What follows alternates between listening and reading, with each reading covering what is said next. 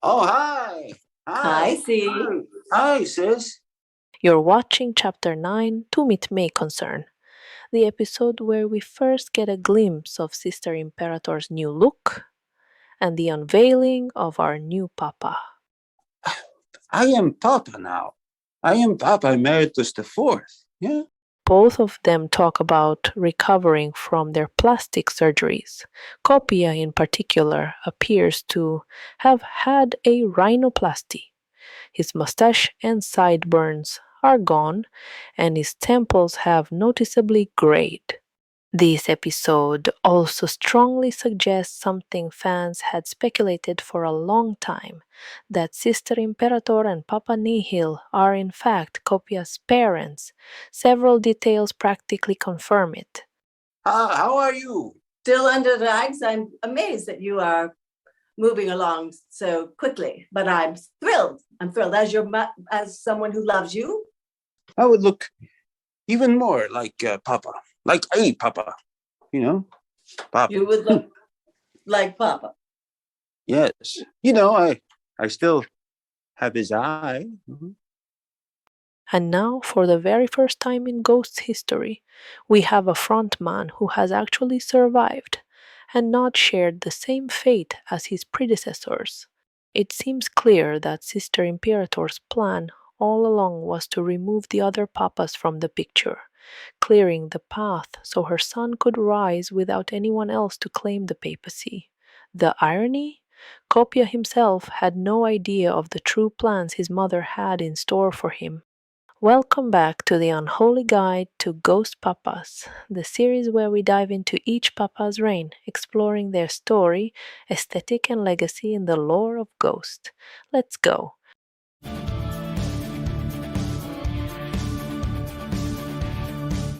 Copia returned to the ministry after a year away, mainly due to the COVID-19 pandemic restrictions, and he was welcomed back with full honors. Aww.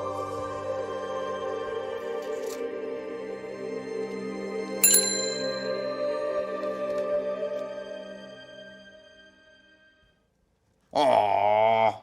Right away, we can notice an evolution in his personality. He's much more confident now, and it almost feels like learning that Sister Imperator and Papa Nihil are his parents has broken down that wall of formality that once existed between them, even if this detail wouldn't be officially confirmed until later. Still, his relationship with Nihil is clearly complicated, and honestly, it's no surprise Nihil constantly puts pressure on Copia, although Copia has more than proven himself worthy of the papacy. Only did 26 concerts. Yeah. You need to do 150 concerts.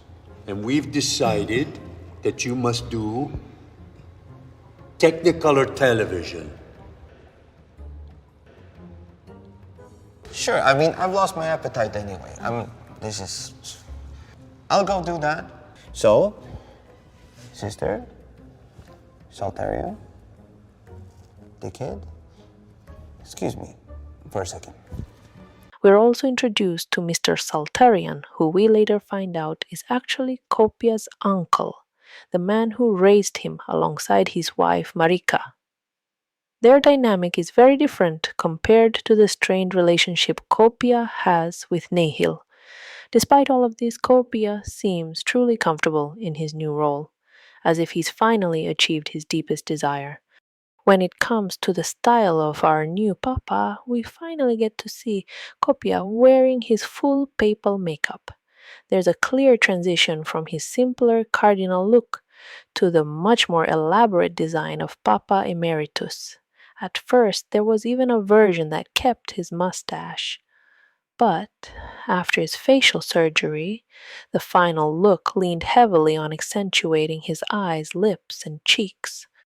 Alongside the new makeup, he also unveiled an entire wardrobe of fresh outfits, from rat-bitten pants and a striking blue sequin jacket with a bold "fuck you" patch, to a Victorian and steampunk-inspired military uniform, a ceremonial gown with cornet, a vest featuring the new crucifix logo, and of course his signature blue chaseable. Copia would go on to defend Ghost's fifth studio album, released on March 11, 2022, Impera. The very title already hints at its main theme: empires, their rise, and their inevitable fall. The album's cover draws inspiration from a famous photograph of Aleister Crowley and features a heptagram, one of his symbols, reinforcing the concept of power, downfall, and cycles of history. It's all set within a post-plague world thousands of years in the future, making Impera feel almost like a spiritual continuation of prequel. The artwork also nods to old photographs taken during the construction of the Statue of Liberty, tying back to the idea of monumental empires and the legacies they leave behind.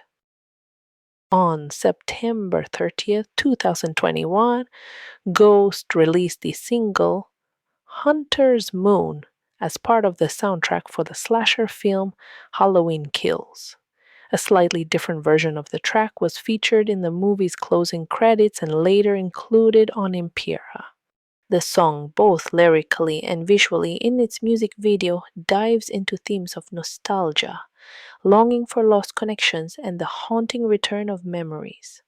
All of this is framed within the symbolic imagery of the hunter's moon, the full autumn moon traditionally tied to hunting and the looming arrival of winter.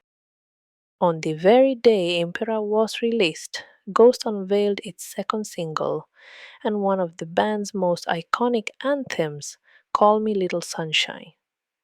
The title itself is a nod to Aleister Crowley, the occultist who, when asked about his nickname, sarcastically replied that it meant Little Sunshine. The song takes this phrase and weaves it with the character of Mephistopheles, the demon from the Faust legend, to symbolize a seductive force offering comfort and salvation through darker, destructive means. Many interpret it as a metaphor for drug addiction, the false comfort it provides, and the dangerous spiral it leads to. The lyrics depict this dark promise of companionship, of never being truly alone, but at a terrible cost. This imagery is powerfully reflected in the music video, where a woman gradually succumbs to drug addiction. In the track, Papa Emeritus IV takes on the persona of Mephistopheles himself, a charming, alluring figure extending a hand to those in pain, whispering the phrase, "You will never walk alone." But behind that promise of comfort hides the true danger, the kind of companionship that consumes you from within. On March 2nd, 2022, Ghost released the next single from Impera, the explosive and theatrical track 20s. Lyrically, the song directly references the contemporary 2000s 20s, making sharp nods to real-world politics. Some lines are even drawn straight from phrases associated with US President Donald Trump, like "not fighting a war is for suckers," or the twisted parody of "grab 'em all by the hoo-haws." These biting references give the track a satirical edge, making it both clever and unsettling to listen to. But beyond the political jabs, 20s dives into larger themes: social division, the manipulation of public opinion, and the dangerous concentration of power. Set against the historical cycles of empires rising and falling, the song feels both timely and timeless, like a prophecy echoing through history. The lyric video embraces this dark, almost cabaret-like atmosphere with a dramatic, sinister sound that mirrors its message. Many interpret the track as a bold commentary on the rise of authoritarianism and populism in our current decade, a warning wrapped in Ghost's signature theatrical flair. On July 27, 2022, Ghost released the official music video for the album's fourth single, Spillways. The title itself is deeply symbolic. A spillway is a channel that allows a dam to release excess water to prevent overflow. And in the same way, the spillways of the soul represent the outlets we need for our darkest emotions, pains, and desires. Rather than letting these feelings rot inside, the song suggests that they must be released to avoid being consumed from within. Lyrically, it wrestles with the tension between hiding these emotions versus finding a healthy release. It contrasts the traditional Christian notion of forgiveness as a form of spiritual release with something much more visceral, an emotional purge that keeps the soul from breaking under pressure. The music video amplifies this concept visually. Copia and his ghouls perform in what looks like a massive underground cathedral, complete with a glowing pentagram on the floor. Around them, dancers in flesh-colored leotards shift from mannequin-like stillness to writhing, anguished movement as the video progresses. By the end, they are crying tears of blood, a haunting image of the darkness that floods the human mind when it has no outlet. The final touch comes with the inclusion of a biblical reference, Job 10:1, a verse where Job laments his suffering and questions God. Its placement underlines the song's message that even the most righteous can face unbearable hardship, and that release in one form or another is essential for survival. Impera was well received by critics. It won the 2022 American Music Award for Favorite Rock Album, and at the 2023 Swedish Grammys, Ghost took home the award for Best Hard Rock Metal with Impera. Call Me Little Sunshine was also nominated for a Grammy Award 2023 in the category of Best Metal Performance.